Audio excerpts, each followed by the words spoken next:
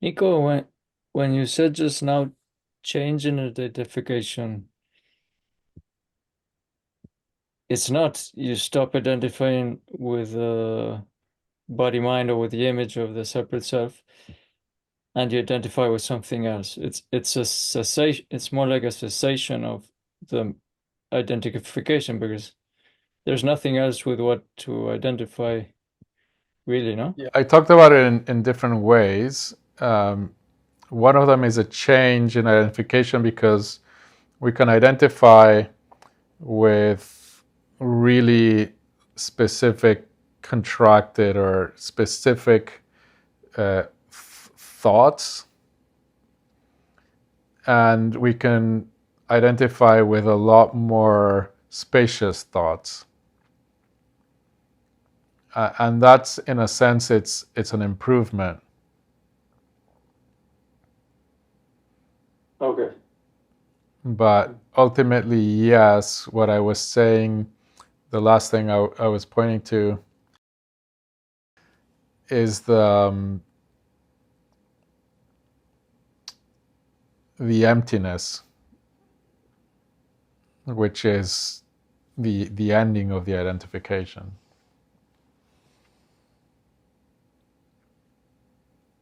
You just can't call anything I.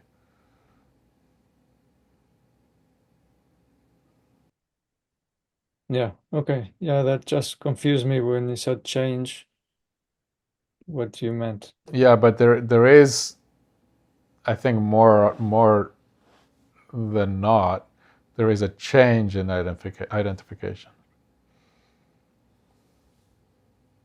At first. At It's like first, the in first this steps. process, is there it's kind of like stepwise,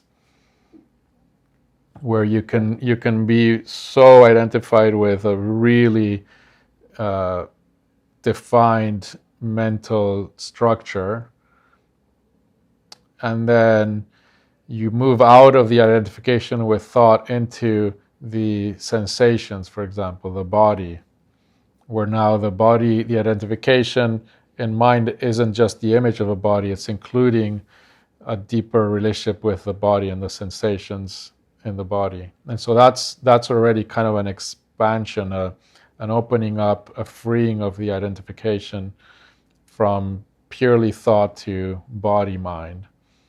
And then that can move even beyond the confines of body mind into a more spacious subjectivity that starts to include what's beyond the body, starts to include sensation, perception, sound that comes from if I touch the couch no longer is feeling like other, and same with, at that sense, the universe. So it's all objects, all, but that's still an object. You could say the one object of the universe, but there's still an identification with a subjectivity or a spaciousness that is a subtle object. But once that becomes your ground, it's there's a lot of freedom compared to the contraction and the identification with thought.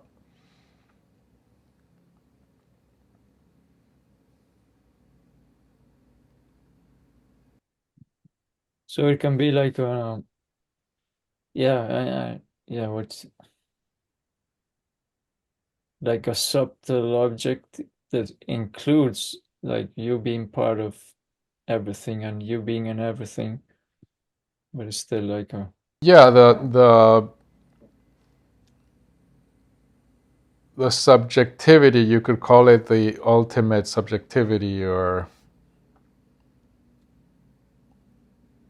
because, but there's still a subjectivity versus the objectivity versus the world, the universe, which is object.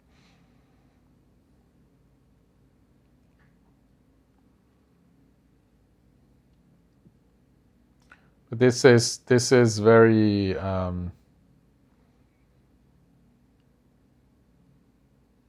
it's tricky to talk about. Oh.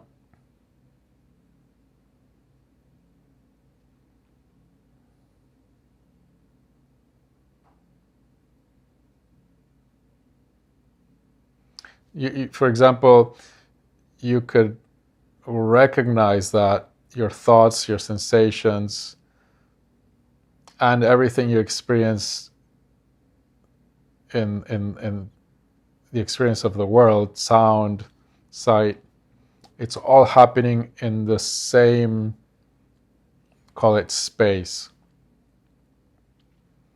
So now there isn't a dividing of perception into I and other, the dividing of sound into I and other. So for example, the sound of my voice is me, the sound of somebody else's is other. There's a subjectivity that includes all of that as the object that is appearing within it. There's a lot of this language in the contemporary Advaita, which is the universe is appearing within consciousness. You are that consciousness, the universe appears, your body, your mind appears within that consciousness. The consciousness is primary, the universe is secondary, your body is secondary. That is pointing to something, but it's still, in language, it's still duality.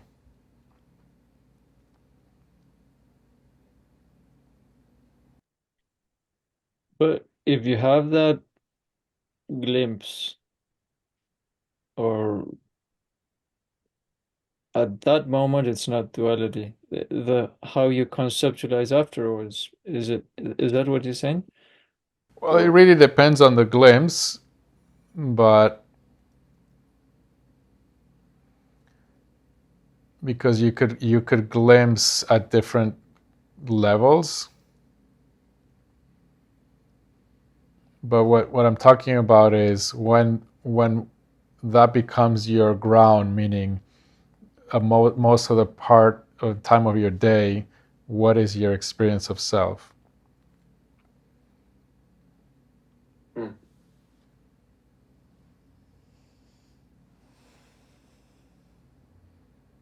And so if it's the self that is the image in the mind of I in time, that's one kind of level of identification compared to there is a subjectivity and then there's the body, mind, and the world appearing within it, which is a freer self, a freer identification.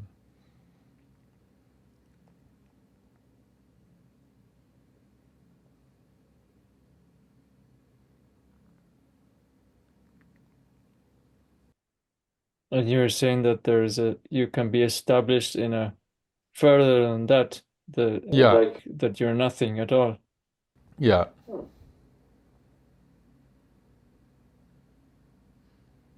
yeah, exactly.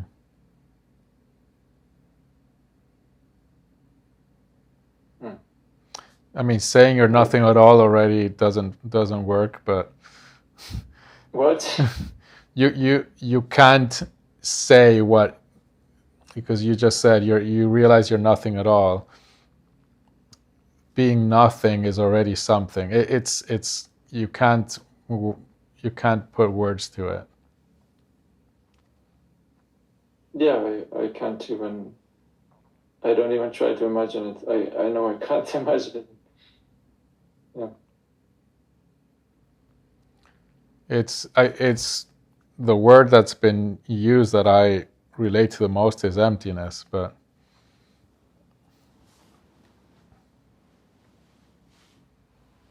you're leaving. Bye. Bye.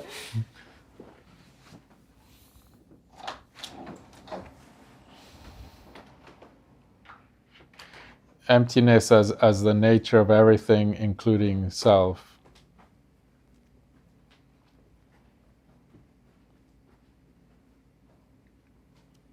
And so there's no longer a tension between, like a tension, meaning between between anything, but between the experience of subjectivity and objectivity and what I am. And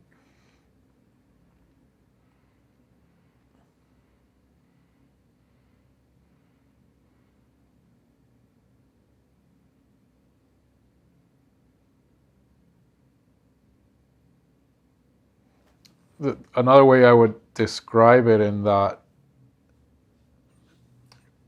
in a sense, more Buddhist language, is that nirvana and samsara are the same.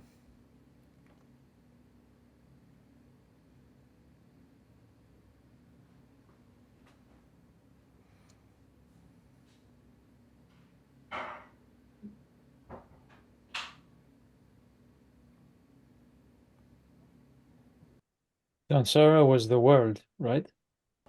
Yeah, the world, or object, the the the object universe. not exactly. Samsara is the appearance of the world, which is this non-stop movement where there is inherent suffering.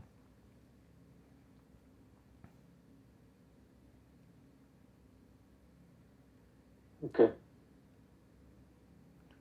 The illusion that is the the the suffering that we live in manifestation. And then nirvana is that kind of ending of that, where what is known is what's prior to that, that is always peaceful and empty, that has no form. But then you could still remain going back and forth, wanting nirvana, pushing away from samsara, until you see they are the same.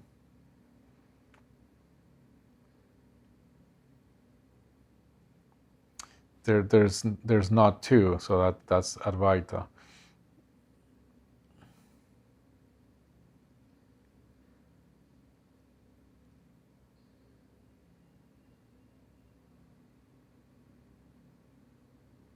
Right. Thanks. Yeah, you're welcome.